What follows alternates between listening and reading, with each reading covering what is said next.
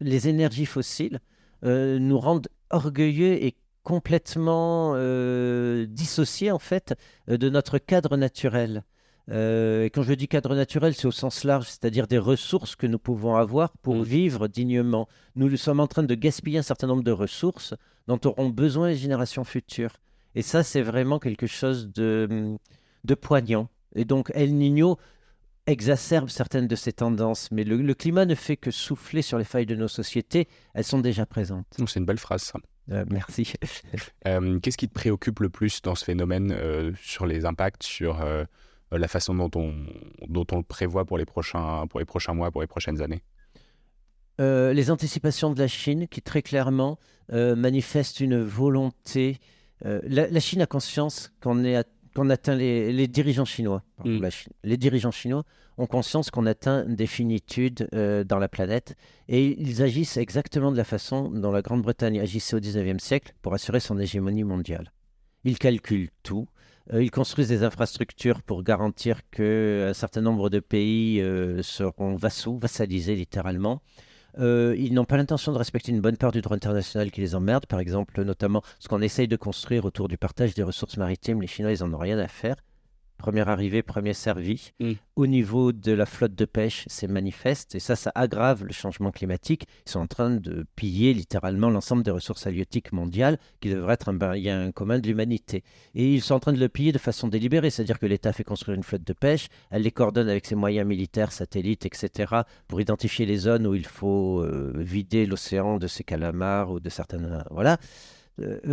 Donc on assiste à un État qui se dit bientôt on va manquer, Mm. mais je vais m'assurer d'être le dernier à manquer. Ouais. Mais c'est vrai, tu vois, c'est intéressant. Ta première préoccupation, c'est pas vraiment les dommages environnementaux, les dommages qu'on peut subir liés à ces cataclysmes, c'est plutôt la géopolitique Ben, c'est la géopolitique qui m'inquiète parce qu'on pourrait qui en lisser suit. Ouais. les conséquences de ces dommages. On ne sait pas où ils vont avoir lieu, Ouais. mais par exemple, en assurant des forces d'intervention pour nourrir des populations en proie aux dommages. Sinon, par exemple, l'Éthiopie qui a eu des famines liées à El Niño, notamment à partir de 1972-1974, il y a eu des troubles politiques, une guerre Mm. civile, 1 million de morts liés essentiellement à la faim, quoi. Les gens tombaient littéralement de faim. Et finalement, renversement de gouvernement, le Négus a été renversé par des militaires qui se sont Mm. alliés donc au bloc de l'Est. On était dans la guerre froide, bon bref. Mais au-delà des considérations politiques, ce qui est important de retenir, c'est que la famine a, comment dirais-je, soufflé sur les braises d'un conflit qui existait déjà et abouti à une guerre et à une aggravation de la famine, puisque les forces militaires s'assuraient que personne n'allait ravitailler, porter assistance aux gens qui mouraient de faim, Mm. qui étaient les populations civiles étaient prises en otage littéralement d'un Mm. conflit. Donc tu m'as déjà parlé de ton espoir, parce qu'on parle des préoccupations, il vaut mieux aussi essayer de contrebalancer un peu.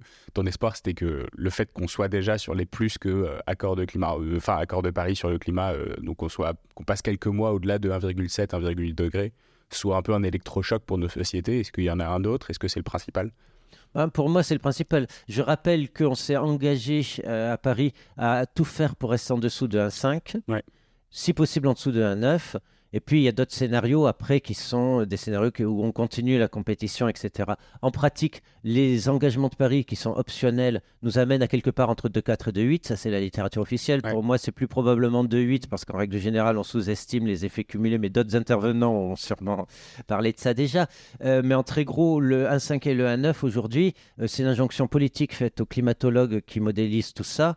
Et ils disent, bon ok, mais il faut s'en sortir, il faudra retirer du CO2 de l'atmosphère pour que ça fonctionne, ou décarboner nos usages, même s'ils doivent être décroissants, de carburants fossiles. D'accord, et bien on va faire de la CCS, c'est-à-dire captation, séquestration carbone, et cette dimension-là est indispensable pour rester dans les objectifs de Paris, il dit optimiste. Ben, à mon avis, c'est de la foutaise. Voilà. C'est-à-dire que la CCS, elle ne sera pas à l'échelle suffisamment rapide, si tant est qu'on puisse la faire à cette échelle-là un jour, mais elle ne sera pas au rendez-vous des échéances fixées pour 2050. Notre avenir climatique, il est écrit dans nos émissions et dans l'inertie de nos sociétés. Il est à le passage de 1,5 degrés Celsius au-dessus des températures de référence, c'est pour entre 2027 et 2030. Ouais. Et à partir de 2040, décennie 2040, on passera sûrement les deux. Et tout le monde est d'accord là-dessus. C'est-à-dire, ça fait plus débat.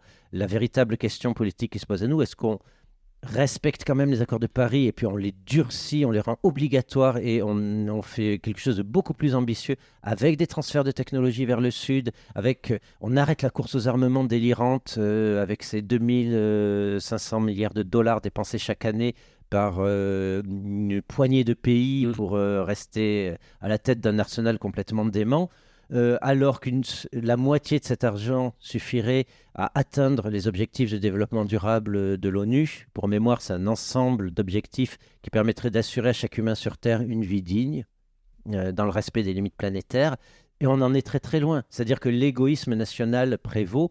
Et ce que j'espère, c'est que vraiment face au risque, pas d'extinction de l'humanité, on n'en est probablement pas là encore que, mais vraiment face au risque de guerre, mais planétaire, d'une intensification des conflits pour les ressources, les États au moins aient la sagesse de lever le pied de l'accélérateur de l'armement et de dire ok, on va essayer de faire pot commun pour limiter la casse.